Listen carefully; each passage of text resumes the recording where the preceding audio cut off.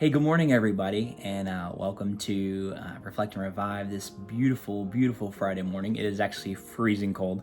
I had to get up got up this morning and had to go to the store to get some coffee creamer because I did not get it yesterday whenever I was supposed to. So I had to go out, and it was so cold. But it's officially December. We're in those fun this fun month of Christmas, and I'm just already so excited. And I was thinking through and just thought I wanted to do something a little bit differently. So through the month of December, I'm going to be sharing just a fun random Christmas fact, and then just maybe a short story. And so my first Christmas fact is about me is that my favorite Christmas movie is Home Alone. I love Home Alone. Loved the second one as well. The third one, never watched it. My boy Macaulay Culkin wasn't in it, so it just felt a little bit different.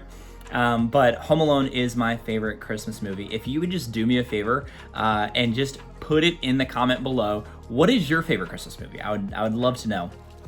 And then also a fun Christmas story. So one of my favorite memories as I look back on Christmas, or it's a little funnier, but one year my parents got me a Swiss Army knife for Christmas, and of course for a boy who's 10 or 11 years old, I was so excited about this, and so I'm pulling out all the different blades and everything that's in there, and I'm like, oh my gosh, I can cut so many things with this, and I pulled open the first one, I'm like, man, I could cut into a tree if I wanted to, and then I pulled open and it had like the little scissors, I'm like, I could cut my hair, and then this guy had like little I think I had like fingernail clippers, and I was like, I can cut my fingernails, and then I hadn't locked the main blade on there all the way up. I'd pull it up, and I guess it didn't lock all the way in, and so I went to go pull something else, and the blade just fell down right on my finger, and I was like, I could cut and it felt like, my finger,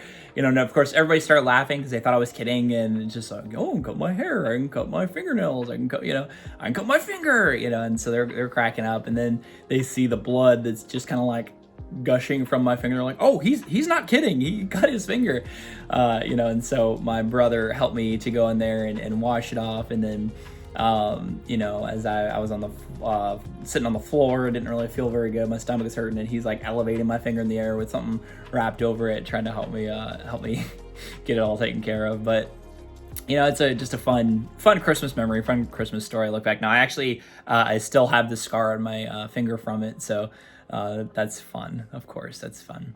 But I just want to take a little bit of time this morning just to talk about the real meaning in the celebration of Christmas, as we enter into the season, because it's so easy to just hear the story every year and it become very, very, very mundane. And if we're not careful, it can lose its importance and its meaning if we don't actually stop and say, man, this really was incredible. And in Matthew chapter 1, verse 21 through 23, it says this, and he will have a son, and she will have a son, and you are to name him Jesus, for he will save his people from their sins. All of this occurred to fulfill the Lord's message through his prophet. Look, the virgin will conceive a child. She will give birth to a son, and they will call him Emmanuel, which means God is with us. And that's found in Isaiah 7:14, and also 8:8.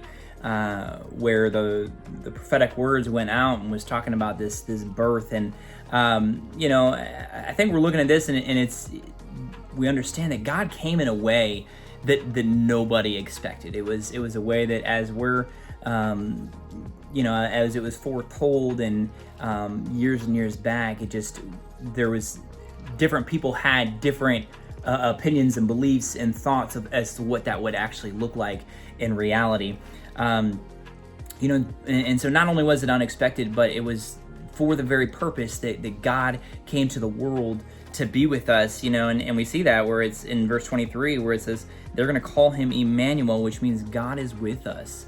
All right. And so God sent Jesus to the world to be with us. And so it's a very good reminder for you that God is with you. God is with me.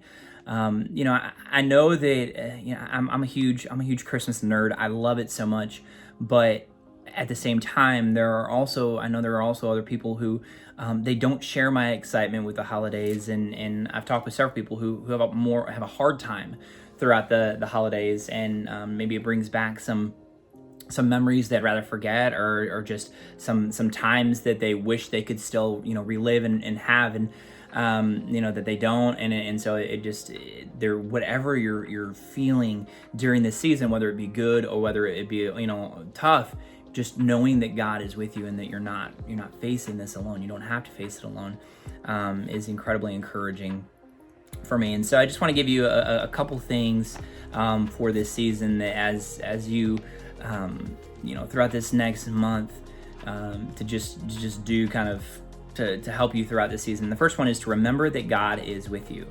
All right, just if you have to remind yourself every single day. I've definitely been in seasons of my life where I had to, every single day, I'm like, you're not facing this alone. You're not facing this alone. Somebody's with you. God is with you. You're going to be okay. You've got this. All right. And so remembering that. Also, what helps in that second thing is just spend time with God, whether it be through, reading the word, whether it be through prayer, whether it be through worship. Maybe at the beginning of the day, you're praying, you're saying, God, just take today. If there's something you want to speak to my heart, go ahead and speak it. I'm here. I want to know what you have for me, essentially. And so spending time with God, and also spend time with other people. It's so key right now, so important, to, especially if you know someone who's maybe they live alone or are alone, and so it's spending time with other people, being intentional to say, you're not going through this holiday alone. It's not just going to be, just going to be you. Come hang out with me, hang out with us. And obviously right now we need to be a little smart and careful just with everything with COVID going on. But, even if what that looks like is giving someone a call, or maybe FaceTiming them or something, but just find a way to spend time with somebody else. And so I hope this has been encouraging for you, and that has been something to just, kind of think about a little bit. I hope you have a great rest of your day, and I'm looking forward to seeing you guys soon. Love you.